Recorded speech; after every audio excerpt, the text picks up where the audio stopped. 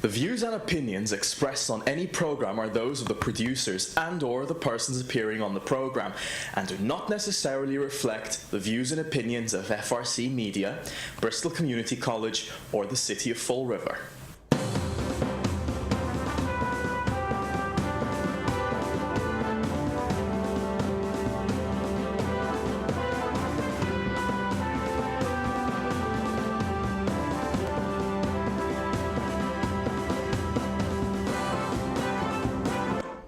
Good morning. Welcome to Spindle City Straight Talk. I'm Chip, and CJ is somewhere in a bunker within the continental United States. He's not on camera right now. There he is. CJ, I don't know where they moved you this week, but you're on camera. Your audio is a bit off, too. Live television, isn't this wonderful? Well, while CJ is hooking up, I'll tell you we have a pretty good show on tap today. There are a lot of things going on in the city outside of the regular things that we have been dealing with for a very long time. The recall, the legal machinations of the mayor, and the standard that's become unfortunately the norm in the city of Fall River. Last night's city council meeting, although I was unable to attend, was pretty lively. There were a lot of debates, and it was nice to see, and refreshing actually, to see people on the city council beginning to actually care about how we spend our money in the city of Fall River. There was a very long debate about getting a huge bond to buy new voting machines, high-tech digital video screened voting machines, which I'm not really sure I'm really crazy over. Those things are subject to anybody. If they can hack NASA, I would be a little skeptical about them being able to hack voting machines. So I like the old make a mark and count it. I know it takes a little longer, and in this society of we have to get the election results within 15 seconds, that's that can be an inconvenience to some, but I prefer the old hanging Chad kind of ballots, and I think it's something that we should look at. But obviously, the good news was they actually had a pretty long debate about that issue. Councilor Mayoza talked about getting maybe some used machines from New Bedford, and then other people said we can't bond, but let's try to, make do because we have more important things to spend our money on. Now, isn't that a unique and wonderful new perspective that's finally come to the surface of our city council, and they're beginning to pay attention. And along those lines, also the Maplewood Park bond issue was voted down. Not because, let me go on record before all the Maplewood people storm the studio and try to hang us. I'm not saying it's not worthy. I'm not saying that it isn't something that we should do at some point in time, that I would like to do if we had unlimited money. But just as everything else, like you and I, we have a budget in this city, and for a long time now, the past 5 years, nobody has seemed to realize that you can't just keep spending money you don't have. If you and I have a problem, we have to fix a roof, and it's a big expense, and we were planning on buying a new car or even a used car, and your down payment went to pay for a roof, plus you're going to have to put buying that car off for a while. So we have to put off things like parks. We have to put off things like voting machines. And as far as the parks are concerned, it doesn't stop us as citizens from getting together and cleaning up parks and sprucing up parks and making them as good as they possibly can be now, And, you know, these are the kind of things that people have to do. We have to tighten our purse strings, and it's very long overdue that the city begins to look at tightening the purse strings too. And I'm going to ask CJ, are you back online? Are you? I am here. You are here, but your audio is still a little muffled. Would you like to weigh in a little bit in your muffled tones? So the first time you won't be accused of being too loud. Well, it shouldn't be that muffled now. No, you know, yesterday's city council meeting was very interesting, obviously. And again, I couldn't be there either for personal reasons. But it was very interesting to see how the city council, you know, for the most part, kind of came together on a lot of issues. And I think it was necessary for the people of Fall River to see that, you know, maybe there is now an awakening within the city council, especially about money. You know, Jazel Correa said that he was going to vote for the bonding of $100,000 for the park. And he says that he looked at it from a financial standpoint. And I want to believe him because I firmly believe that he knows a lot about the finances and how to run a business. But I think that the fact that we had to bond $100,000 speaks volumes to this city's financial situation. But I will say one thing. I was actually very upset, and I think a lot of other people in Fall River were very upset. Carol Valcourt, Ken Pacheco, and others came forward about the Christmas parade, the Children's Christmas Parade, which we have had for 30 years. This is its 30th anniversary. And someone during their presentation started speaking out. And, you know, I don't see Carol Valcourt lose her cool that often. I mean, you and I have known her for a long time. She's always been a straight shooter. You know, she's never been one to mince words with people, though. And, you know, she said, this is a city council meeting, have a little respect. And, you know, that was screamed out. That was the second time during that meeting that happened. And, you know, a little decorum needs to be presented at these meetings. I understand people are right now getting infuriated. I understand people are upset. Things aren't happening fast enough for them. But we have to understand that we can't take it out on everyone in the world. And, you know, when you're sitting in that city council chamber, you need to realize when you're in somebody else's house, you have to play by their rules. And if you're not going to play by their rules, you know, there are sometimes repercussions. I haven't seen any yet, and I'm very surprised that City Council President Joe Camara contained himself in that manner. But again, I think it's going to happen, and I think we're going to have a problem with it. Well, you know, you are right, CJ. There are, you know, there are rules, and people are, you know, there are a lot of issues going on. A lot of people are very emotional. A lot of people are getting upset. But we also have to remember what Sun Tzu said in The Art of War: know yourself and know your enemy, and you're assured of victory in 100 battles. Well, our enemy, per se, and I'm probably going to be calling him an enemy, but he is a political enemy, is the mayor. The people who were involved in the recall, the people who are trying to get rid of the mayor, you know, the enemy is the mayor. The enemy is his record as the mayor. That we feel that it's a referendum on the mayor. And to let that spill over into the city council chamber is counterproductive, in my opinion. And the fact is that Carol Valcourt happens to be someone I've had a very, very long history with. She is a former city clerk. She was the assistant city clerk under whom, in my opinion, was the best city clerk the city of Fall River has ever seen, and by everybody else who's been involved in this city for any length of time agrees, Joe Doran. Joe Doran was an amazing city clerk. He was a encyclopedia of knowledge. He was a great man and a great city clerk and a great Fall Riverite. And a credit to this community. And Carol Valcourt followed directly behind him, and she did a great job.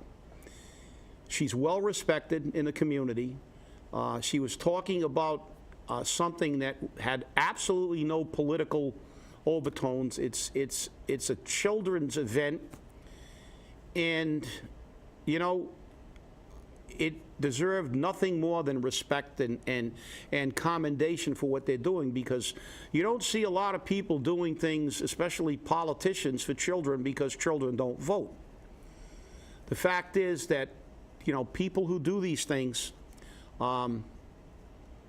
deserve it. And obviously, as someone who sat at hundreds, literally hundreds and hundreds of city council meetings, you know, I can see her being a little put out. And so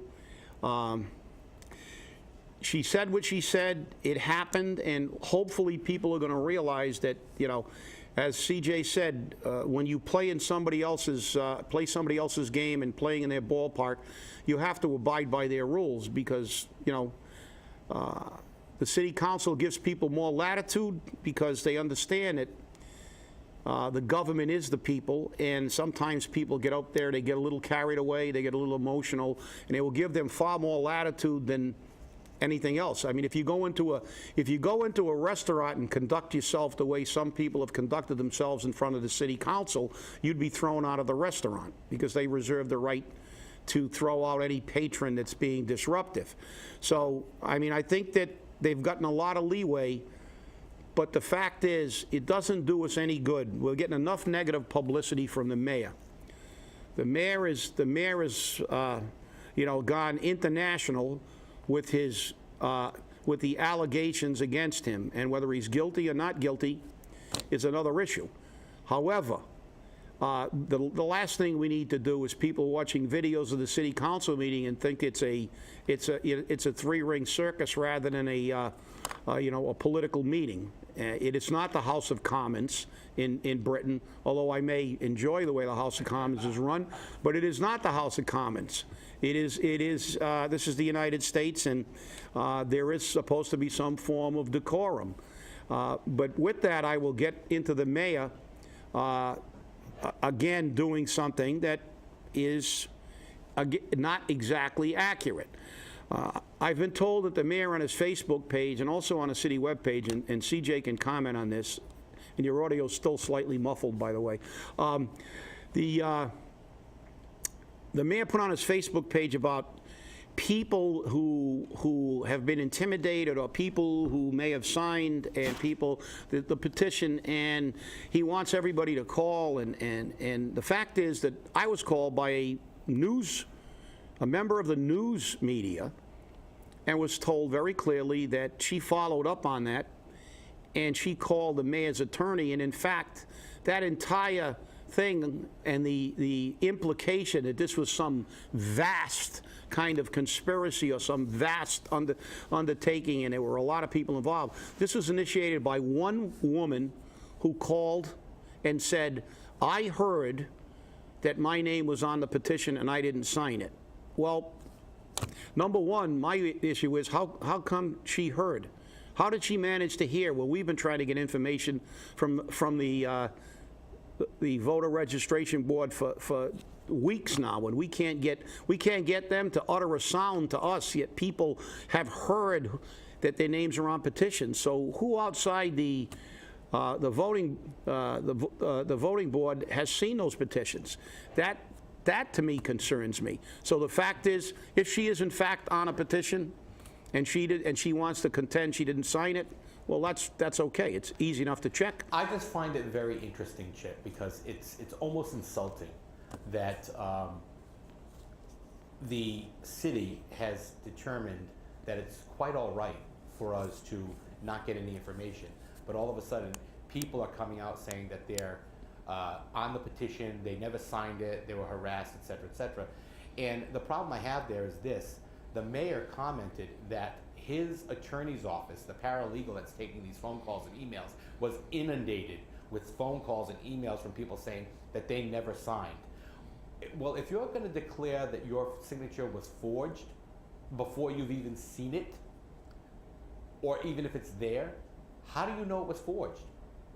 Where did you get your information? What soothsayer told you? I mean, did you go down to Sally's palm reading? I mean, I really don't know, because we don't know. We have no idea. And I know that we have copies of those petitions. We have a copy of every single petition. And I know exactly where they are. Nobody else has looked at them since they were turned in. The only person that has access to, I know exactly where they are. So nobody's going to say that we're giving that information out, because we're not. And we actually went through and verified them ourselves using our databases, which is from the Secretary of State's office. So you have to ask yourself, how did this one woman or numerous people who are calling in saying that I never signed and my signature's on the petition? How do you know? Who in City Hall is telling you? Yeah, and you know, that is obviously the point, CJ. I mean, I am very concerned. We've tried to ascertain how many signatures are already certified. We can't get an answer. We've tried to get a definitive day on when these things are going to be certified completely. We haven't gotten an answer.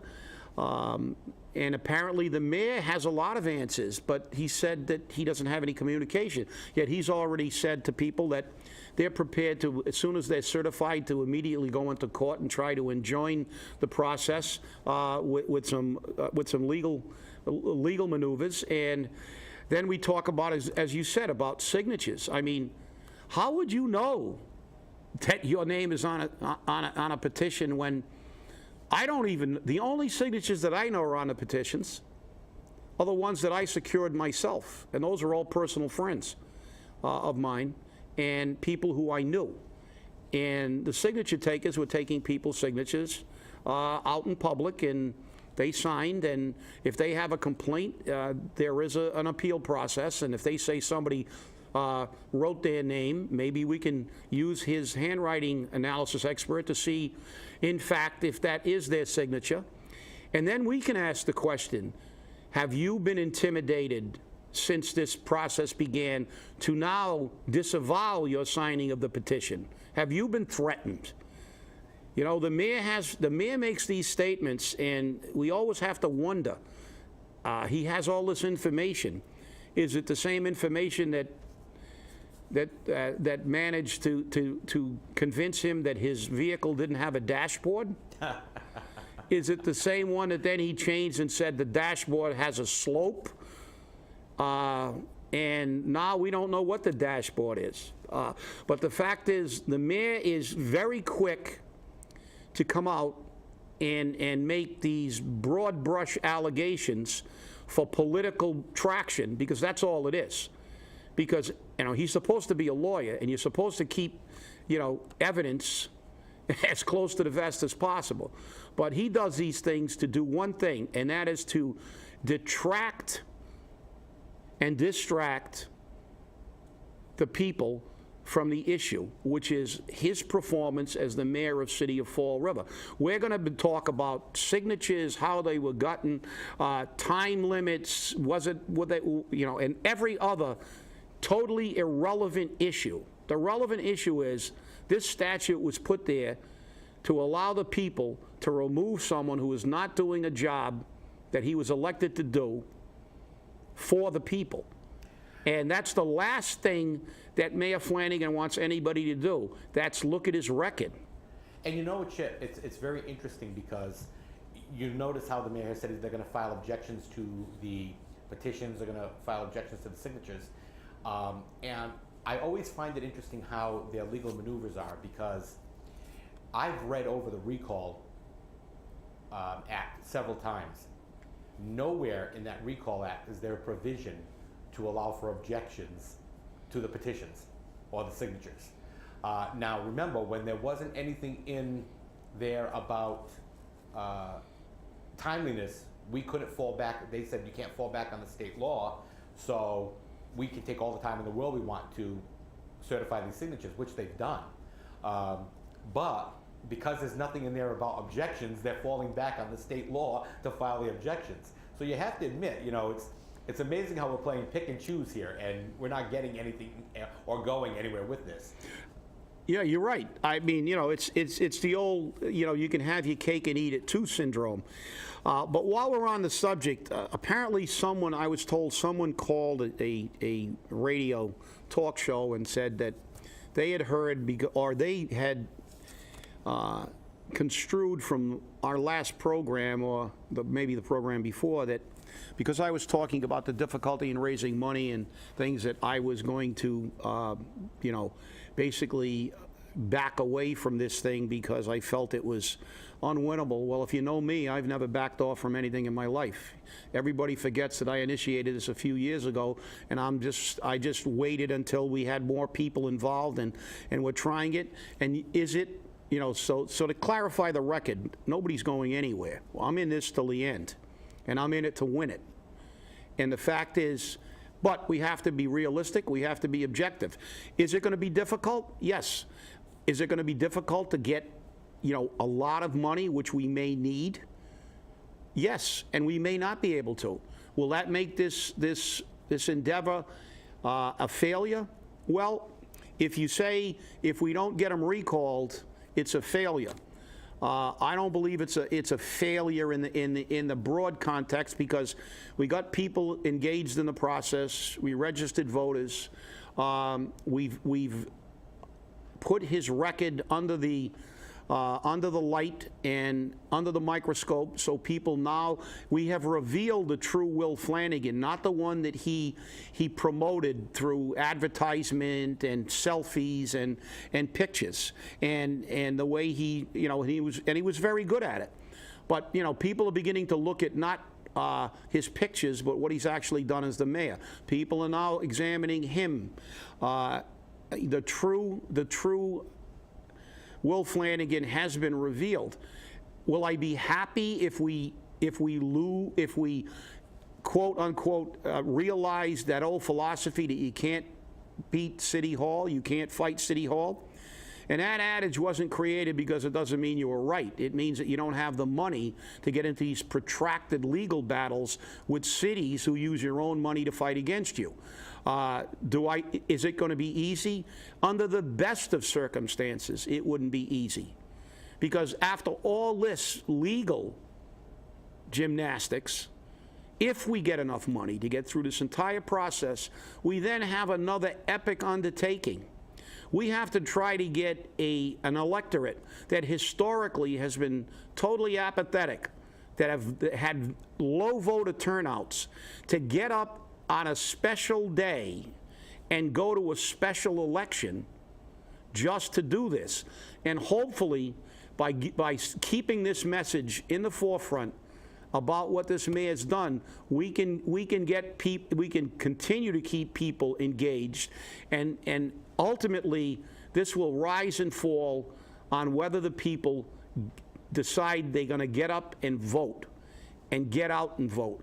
And so if anybody thinks that being practical and being objective and being a pragmatist is saying that you're giving up, no, it's part of the strategy and what we have to do. We have to be realistic evaluators of what we're facing.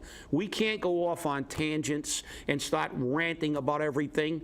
We have to realize that this is an initiative that takes planning, that takes structure, that takes people doing the hard work behind the scenes, meeting with lawyers, looking at issues, dealing with a public relations strategy to get this job done.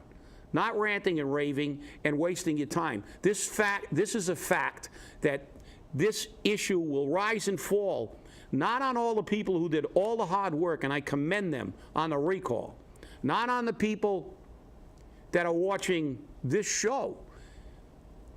It will be the people who are sitting at home, who never go on social media, don't listen to radio talk shows, and don't even watch Spindle City Straight Talk.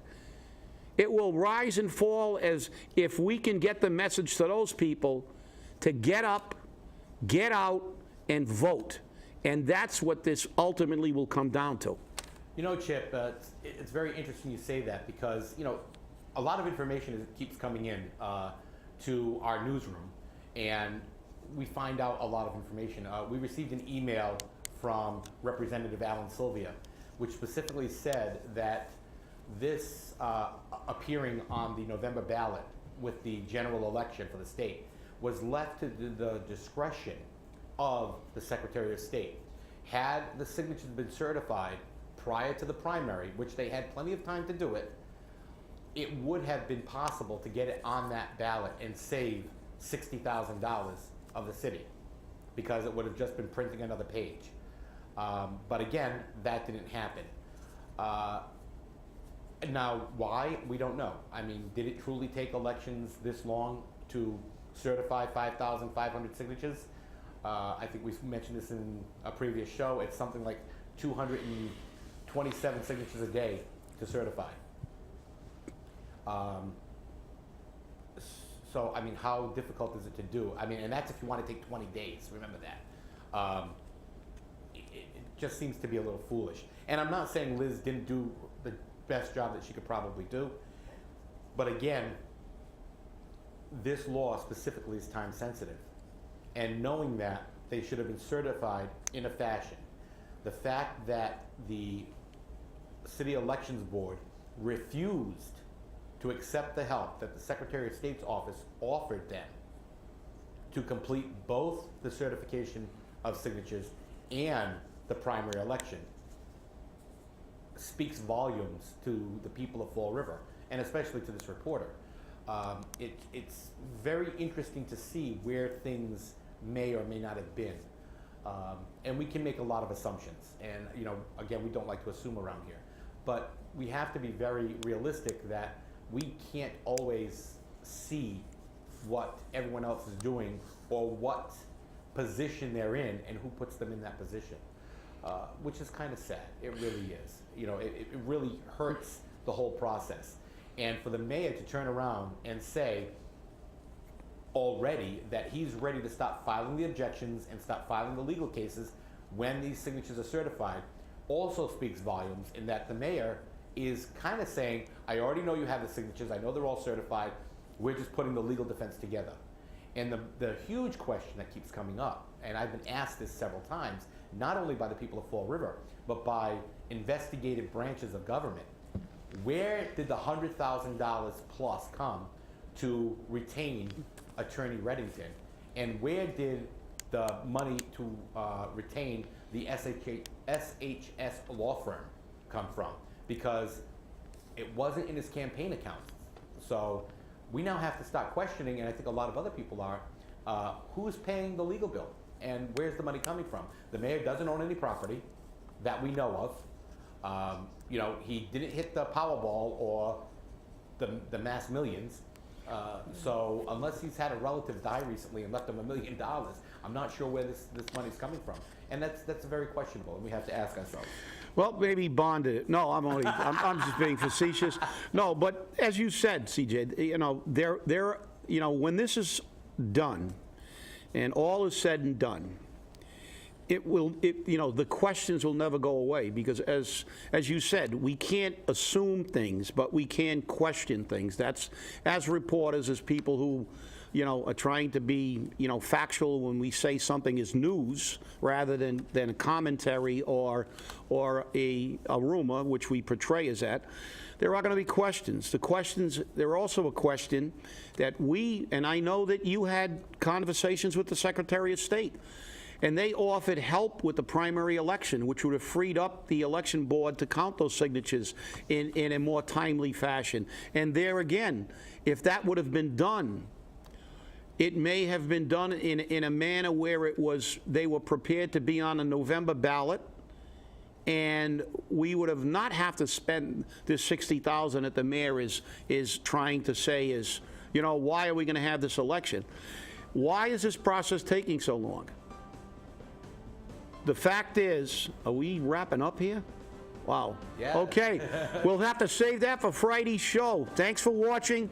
As usual, we never run out of news, and with live TV, things just happen. Have a great day, and don't forget to vote in the recall election and the regular election.